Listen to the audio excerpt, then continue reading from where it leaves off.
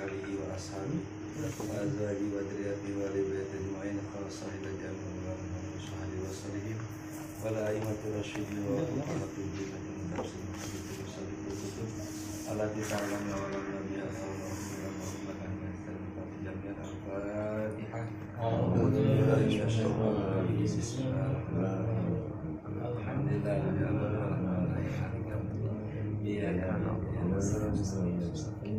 Bismillahirrahmanirrahim. Pengajian kita halaman 6 baris keempat dari bawah ya. Ya'lamu. Bismillahirrahmanirrahim. Ya'lamu ay Allah Ta'ala khainatul ayun ya. Iya. Aina doro khainatu kamasarabi kamasara qotha an-nadaru ila ghairi mahrumin wa ma tukhfi suduri ay qulubi wa ya'lamu sirra wa huwa ma asarrahu rijalu arrajulu ila ghairihi wa ukhfi wa akhfa ay minhu wa huwa sawirin domirun nafs. ini ada di wa huwa domirin nafsi ay ma hadasatu fi nafsi wa ma khotoru innama yasra'u dzakara wa du'a'u wal jahra fihi ma litaswirin nafsi bidikrihi warasufahu iha wa man aha anil istighali biwairihi wa hadamaha bidur'ihi wa laysa dalika la alamu li'lamillah ta'ala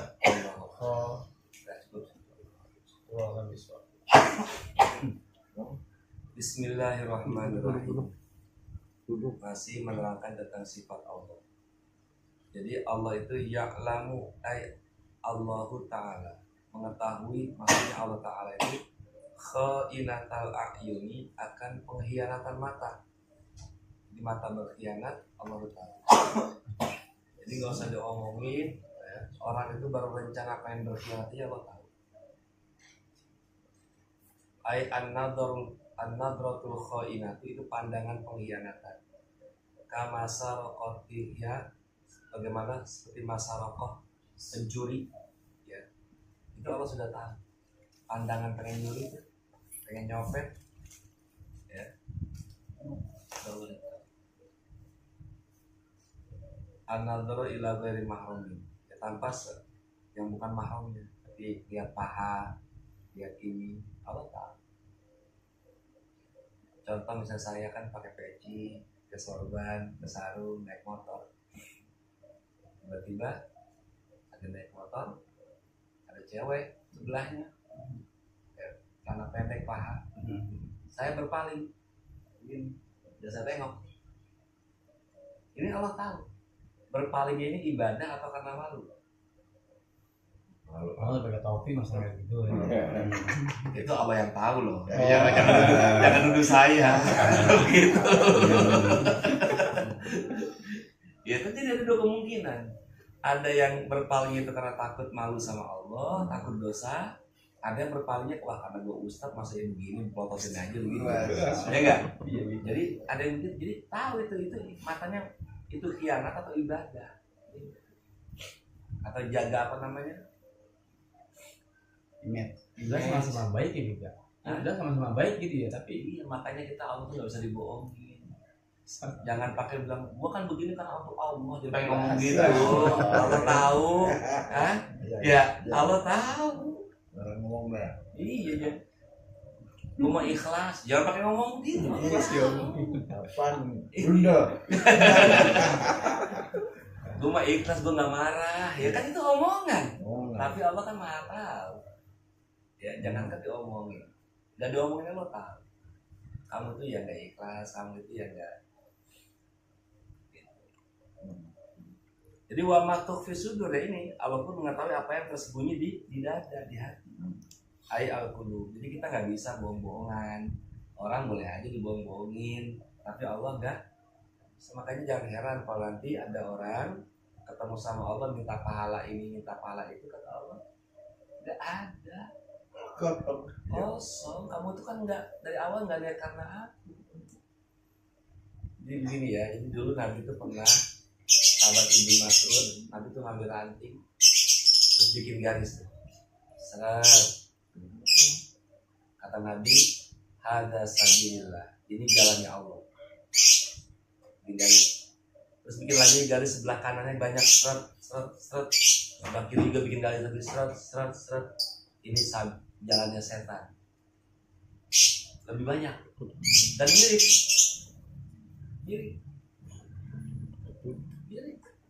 Jalannya sono juga, garisnya sama. Nah jadi sehingga kata Imam Ghazali, al-mushkil yang jadi masalah ini ya, al-abwabul muftatihatu, pintu yang terbuka, ilal qulubil syaitani kathiratun, menuju hati yang digunakan oleh syaitan itu banyak. Wa abwabul walil malaikati babun wahidun. Tapi untuk malaikat yang membawa kebenaran itu cuma satu pintu. Jadi di tubuh kita nih, setan tuh pintunya banyak, mau masuk dari arah mana. Sedangkan malaikat pintunya cuma satu. Nah, jadi jangan heran misalnya saya nih, ini rumah mau saya beli, ngomong sama yang jual, sama yang punya, kan saya ngontrak sekarang nih. Ngomong saya ngontrak, di rumah pengen saya beli karena saya mau mulai anak yatim, kasihan anak yatim. Jadi tujuannya benar, omongan tuh benar. Ternyata apa? Allah lebih tahu hati kita. Lu bawa anak yatim, biar orang mau jual rumahnya ke lu. Kalau begitu kali ya. Iya tujuannya begitu. Makanya kalau kita mau beli ya beli aja. Kalau anak yatim anak yatim aja. Masa harus nunggu beli rumah dulu? Nah itu namanya jalan ke Allah satu, jalan yang setan banyak dan hampir mirip. Jadi saya tuh sebetulnya pengen menguasai itu rumah, cuma bawa anak yatim, ya kan? Aja kalau udah kebeli rumah belum tentu anak yatimnya ada. Belum tentu juga. Ya, kenapa? Karena dari awal saya udah licik. Gunain anak. Nah, itu kan padahal mirip-mirip takwa itu jalanan. Mirip-mirip emang bener kan kita. Allah tahu. Makanya jangan sembarangan ya, mau bikin pesantren, kalau ngarepinnya ke orang ya begitu. Allah tahu lillahi ta'ala apa enggak bikin ini, bikin masjid, bikin majelis taklim, bikin pesantren, itu Allah tahu. Nah ini bedanya kita pernah ngaji tahu itu begitu apa kagak. Jangan tertipu gitu. Jangan tertipu gitu. Nah ini pentingnya ilmu tasawuf itu begitu, ilmu tauhid itu begitu. Udah ikhlas ke Allah. Adapun nanti walaupun kita nggak jadi bikin anak yatim, terutama Allah udah tahu niat kita. Karena kita sungguh-sungguh. Ya Allah udah tahu. Kalau niat kita ini mulia, dan Allah bakal lihat keseluruhan kita. Jadi jangan heran kita mau bener kok susah, kok digagal. Jangan heran. Ya, karena bener itu bukan berarti harus sukses. Ya, bener itu betul harus sukses. Kayak kita nih berjuang di tentara Islam, lawan orang kafir, nyata kita kalah. Kata orang kafir, Tuhan lu gak belain lu. Bukan masalah Tuhan gak belain kita, masalah kalah atau menang ya kita mungkin kalah strategi, kalah jumlah pasukan, kalah amunisi atau segala macam. Dan mungkin juga kalau menurut kita seimbang, kenapa kita kalah juga? Memang sengaja dikalahin sama Allah, dan kita introspeksi diri, jangan bangga apa kita lupa sama Allah, jadi Allah kita kasih kalah sama Allah. Kan banyak caranya. Yang jelas kita yang penting harus berjuang, udah berjuang untuk bela agama, bukan masalah menangnya. Walaupun berjuang untuk agama, kalau kalah nggak apa-apa, penting nilainya itu perjuangan kita. Gitu. Misalnya saya nih, walaupun gak jadi bentuk pesantren anak yatim, itu nggak jadi masalah. Nilai sudah ada. Belum tentu saya dapat anak yatimnya sukses, belum tentu nilainya cakep. Bisa jadi anak yatimnya kurus, kitanya gemuk. Karena kan ngurus anak yatim. Namanya ke pesantren ngurusin anak. Ngurusin anak. Iya, anak yatimnya kurus. Ngurutin dia. Iya ngurusin. Bukan gemukin. Bukan gemukin. Nah Allah tahu. Jadi jangan dalam kitab ini jangan sekali-kali lo pakai mau bisa bohong sama Allah. Allah tahu tujuan kamu itu apa. Gitu. Jadi gimana? Kalau kita habis ngaji ini belajar ikhlas. Belajar ikhlas. Berat ya? Dan mirip lagi jalan setan sama jalan Allah mirip. Tapi kata Allah, hada sabili fattabi'uhu. Ini jalanku maka ikutilah jalanku. Nah, jadi jalannya Allah tuh mirip, cuman ada tambahan nafsu. Nah itu jalan setan itu. Kayak saya kan mulia banget tuh, pengen ceramah, kan mulia banget. Mau ngajar orang, mulia banget. Tapi nafsu ngambil peran. Lu biar keren ceramah lu, kalahin tuh ceramah yang satu. Nah itu kan berarti ngambil nasib gitu. Setan ngambil jatah. Biar mantep lu, biar lamaan, biar lucuan. Biar lucu. Jadi apa? Setan ngambil nasib, ngambil bagian dari situ. Mirip ceramah sama.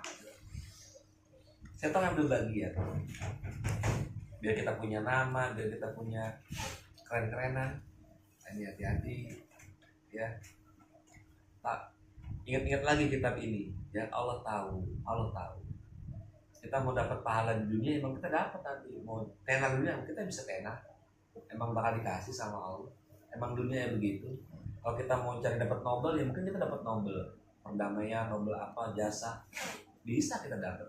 Tapi wa ma fil akhirati min nasib. Di akhirat enggak ada jatah kita. Jadi sekarang dari awal kita enggak lihat bakal Allah. Jadi alangkah bodohnya kita ini, ya, kalau kita ini beramal, ya, bukan untuk Allah. Kenapa? Sebab nanti itu amal tuh dipertanggungjawabkan ke Allah, bukan ke orang, bukan ke manusia. Kalau presiden ada laporan pertanggungjawaban ke rakyat, ke DPR, ke MPR.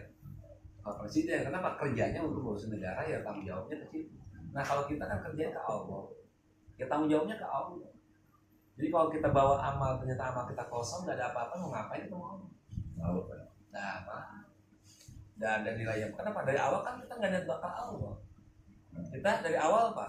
Untuk cari nama, untuk cari ketenaran, untuk cari duit, Untuk keluarga. untuk keluarga. Ya kata Allah ya kamu nggak dapat dari apa-apa. Makanya Allah bilang begini nih sama kita nih. Innallaha hashtara minal mu'minin anfusahum wa amwalahum bi anna lahumul jannah. Sesungguhnya Allah akan membeli dari orang beriman nyawanya, hartanya dibeli dengan apa? Dengan surga. Gitu. Jadi kalau misalnya ini kacamata harganya 15.000, di sini di majelis ini ada yang berani, siapa yang berani berkata 15.000? Di majelis taklim lain ada yang berani 30.000. Kira-kira saya mau jual kemana nih? Yang mahalan dong. Iya. Nah begitupun amal soleh kita. Kalau manusia berani ngangkat jempol, ya Allah berani bayar lebih mahal surga. Kita mau jual kemana tuh amal kita? Ya ke Allah mestinya. Normalnya kalau otak normal begitu. Allah berani mahal. Sebab kalau Allah ngasih surga, itu surga nggak bakal keambil sama orang. Nggak bisa. Kalau kita dapat duit, ya dapat duit. Dapat nama baik, dapat nama baik. Itu murah. Harganya murah. Kita udah sholat ibadah dapat pujian, itu murah.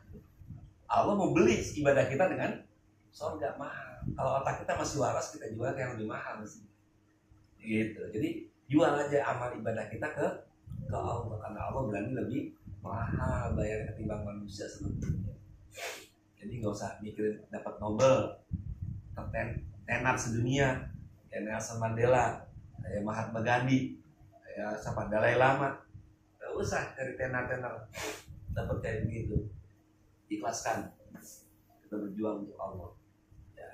Allah bakal beli kita amal kita dengan sesuatu, walaupun kecil, walaupun. Jadi amal itu gak usah banyak, yang penting ikhlas. Kenapa? Allah tahu ini hati-hati. Jadi kalau kita nggak beramal, nggak introspeksi diri, nggak tanya gitu, ini udah ikhlas belum? Allah, ya Allah saya mencari ridhomu ya Allah. Setan masuk, lo dapet pujian lo ntar lo ngasihnya ntar aja pas lagi banyak orang. Ya Allah, astagfirullah ya Allah.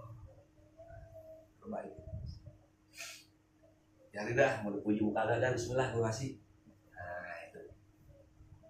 Tapi kan perasaan itu sering terbesit gitu. Iya, makanya kan tadi bilang jalan ke Allah itu satu, jalan setan banyak. Makanya setan suka ngambil bagian nggak sih? Nah, makanya kita harus hati-hati. Tentu terbesit dan kita itu lemah, makanya perlu kekuatan dari Allah. Ya Allah. Makanya Nabi bilang apa sama kita tuh? Jangan sampai tinggalin doa nih, kita belum sholat nih. Apa kata Nabi? Allahumma a'inna ala dzikrika wa syukrika wa husni ibadatik. Ya Allah, tolong saya, bantu saya Allah, biar bisa zikir, biar bisa bersyukur, biar bisa ibadah padamu ya Allah. Minta bantuan. Ya, kita ini lemah, gak bakal bisa. Selamat dari ibadah kita gak bakal bisa kalau kita gak dibantu sama Allah. Tuh, coba ya, kalau kita gak dikasih kekuatan sama Allah nih, sekarang kita enakan tidur, Allah kasih kekuatan, kasih bisa kita ini duduk ngaji. Itu Allah yang kasih kekuatan. Jadi kita tanda kemampuan kita nggak bisa. Nah itu, jadi Allah itu ya'lamu ma tukhfi sudur wa ya'lamu sirra. Allah juga mengetahui sir, rahasia. Wa huwa ma asarru rajuli ila ghairi. Itu apa yang dirahasiakan oleh seorang pada orang lain. Ya, Allah tahu maksudnya apa. Ya. Cuma itu urusan Allah, kita nggak boleh wah dia riak tuh, nggak boleh, itu urusan kita. Kalau dia nyumbang berarti baik, kita aja udah yang pakai wah dia riak tuh, dia nggak ikhlas tuh, bukan urusan kita. Wah akhfa, dan lebih sembunyi lagi minhu daripada sir itu. Wahwa domirun nafsi, itu suara hati. Suara hati kan nggak ada yang dengar kecuali kita sama Allah. Tapi kadang-kadang ya ada juga ulama yang tahu suara hati. Itu manusia tuh artinya kenapa Allah ada yang tunjukin yang gitu, artinya orang aja ada yang bisa tahu, apalagi Allah. Dulu ada orang ya pengen nemuin Habib Abu Bakar bin Abdullah Aidus waktu di perahu, kan dalam perahunya lagi oleh nih. Ya Allah, selamatkan saya ya Allah. Kalau saya selamat, saya mau sedekah 1 ekor kambing yang begini, saya mau kasih ke Habib Abdullah Aidus. Ternyata selamat tuh perahunya. Lama akhirnya beli kambing. Kambing diantarin deh ke Habib Abdullah. Tukar Aidus. Pas diantarin, kata Habib Abdullah, apa nih? Kambing itu hadiah bakal Habib. Bukan kambing gua ini mah. Kambing gua mah yang putih, yang tanduknya agak gedean dikit, ya. Kata orang, ya Allah Habib tahu aja. Emang gua dari awal di perahu niatnya pengen ngasih kambing yang putih, yang tanduknya gedean dikit. Ya, pas udah beli, pas ingat wah ini kemahalan, beli yang murahan. Ya kan biasa orang kan begitu ya. Iya. Ada sukses aja.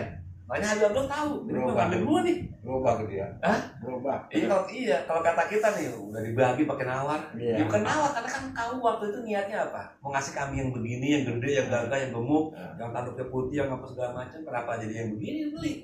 Atau rencana kambing 5 juta jadi beli yang 3 jutaan. Kan mau dipegang lagi gitu.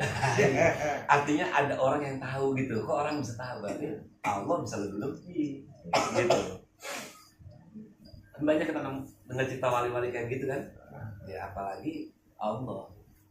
Terus sengaja ada wali digituin itu biar kita sadar Allah nggak bisa digituin. Makhluk aja bisa kayak begitu, apalagi sang Khalik. Nah, itu dhamirun nafsi begitu. Apa dhamirun nafsi itu? Mahadatsat bihin nafsu, yaitu apa yang diceritakan, dibicarakan oleh jiwa. Wa ma khotara, dan apa yang terbesit. Ya. Jadi wa inna ma yasawul dzikru, dan hanya saja disyariatkan atau dimulainya zikir itu wa doa dan doa, wal jahru dan jahar kencang zikirnya itu enggak mau enggak digit. Kenapa kok kalau zikir dikencengin? La ilaha illallah illallah, la ilaha illallah. Kenapa dianjurkan begitu? Padahal kan Allah kan mendengar hati kita. Kenapa nggak dibaca? Nah, tujuannya apa? Litaswirin nafsi bidzikri, biar bisa tergambarkan jiwa itu dengan zikirnya. Jadi sebetulnya ya kayak kita habis sholat nih, yang orang-orang sebagian orang kan kalau habis sholat nggak usah zikir, itu bid'ah, ya kan gitu ya. Ya betul. Tapi waktu itu saya bertanya, itu bid'ah apa enggak bid'ah? Sama orang Muhammadiyah atau orang Wahabi saya nggak tahu tuh. Saya bilang begini, yang Anda pertanyakan itu dikirim habis sholat. Iya, yang kata kita baca apa, la ilaha illallah syarikalah lahul mulku wa lahul hamdu, itu kencangin astagfirullahaladzim astagfirullahaladzim. Itu, iya itu yang kami tanyakan. Sekarang begini, ada nggak hadis dikiran yang habis sholat? Itu Allahumma antas salam, yakin itu hadis sahih? Yakin hadis sahih. Allahumma antas salam, antas salam. Itu Nabi ngajarin Bunda Fatimah, bacalah ini habis sholat apa? Kulhu apa namanya? Allahu Akbar 33. Ada nggak? Ada. Pernah dengar? Sahih hadis. Artinya dikiran habis sholat ada. Nabi nyuruh. Kan begitu. Ya. Adapun cara, nah ini beda. Adapun cara beda. Ada yang diem, ada yang pakai mic. Astagfirullahaladzim kan ada masalah. Nah ada pun cara yang jelas yang kita sepakat sekarang, dikir habis sholat ada. Itu aja dulu. Masalah cara beda nggak apa-apa. Kalau kiai-kiai kita di pesantren habis sholat dikirnya kenceng. La ilaha illallah wahdahu la syarikalah lahul mulku wa lahul hamdu yuhyi wa yumiitu ala kulli syai'in qadir. Kenapa harus kenceng? Ngajarin santrinya. Belum tahu. Yang belum tahu kan jadi bisa. Atau di musola kita di kampung-kampung, kenapa habis sholat dikirnya kencang? Imamnya ngajarin makmum yang belum bisa zikir, begini loh zikirnya habis sholat. Allahumma antas salam, antas salam. Lama-lama kan hafal tiap hari baca. Nah gitu. Nah kalau orang Muhammadiyah, karena dilihat Nabi gak begitu, bid'ah aja. Jangan dibilang bid'ah dulu. Kata Gus Bahar, orang habis sholat boleh gak baca HP? Boleh kan? Habis sholat nih buka HP, baca HP, baca WA, boleh nggak? Boleh, sampai bilang gak sah, sampai bilang bid'ah. Kalau baca HP aja boleh, masa baca zikir nggak boleh? Kan begitu kata Gus Bahar. Gampangnya begitu aja. Habis sholat buka HP boleh? Boleh, nggak ada yang larang. Nah iya, HP dia sendiri. Nah kalau habis sholat baca zikir ya kenapa dilarang? Nah gitu. Jadi masalahnya jangan larang. Nah, adapun di sini kalau Allah tuh mendengar apa yang tersembunyi di hati kita, jadi kalau gitu gak usah zikir kencang-kencang dong. Bukan gitu maksudnya. Ini maksudnya kenapa zikir diusahakan harus kencang? Biar tergambar zikir itu dalam hati. Jadi kalau la ilaha illallah, nah itu hati terbantu. Sebab kalau misalnya kita nggak ngomong, itu kan jadi ngelantur, jadi ngacau. Nah itu doang sebetulnya sih. Jadi ya. Warusukhi, dan kotornya hati fiha wa manaha anil istighali bigori, dan juga tujuannya zikir itu kencang biar tercegah kesibukan daripada selain zikir. Jadi kalau kita zikir kan la ilaha illallah, la ilaha illallah semua gitu. Jadi kan nggak mikir yang lain. Tapi kalau kita zikirnya diem, nonton TV, tengok-tengok, ya kan jadi sibuk. Itu tujuannya zikir kencang itu begitu. Ya. Bukan berarti Allah nggak dengar. Itu doang. Wahadoma habit tadarrui, dan juga memaksa kita biar tadarru. Jadi walaisa lidzalika li'ilamillah ta'ala, bukannya tujuan zikir kencang itu untuk ngasih tahu Allah Ta'ala. Ya. Paham ya? Ah, gitu. Ya Allah, gua lagi zikir nih. La ilaha illallah, bukan begitu tujuan zikir. Nah, iya. Ya, jadi biar kita paham ya. Wallahu a'lam wa khaliqu kulli syai'in. Rabbana fa'ala bima 'allamtana. Allahumma salli ala Rasulillah rabbil alamin.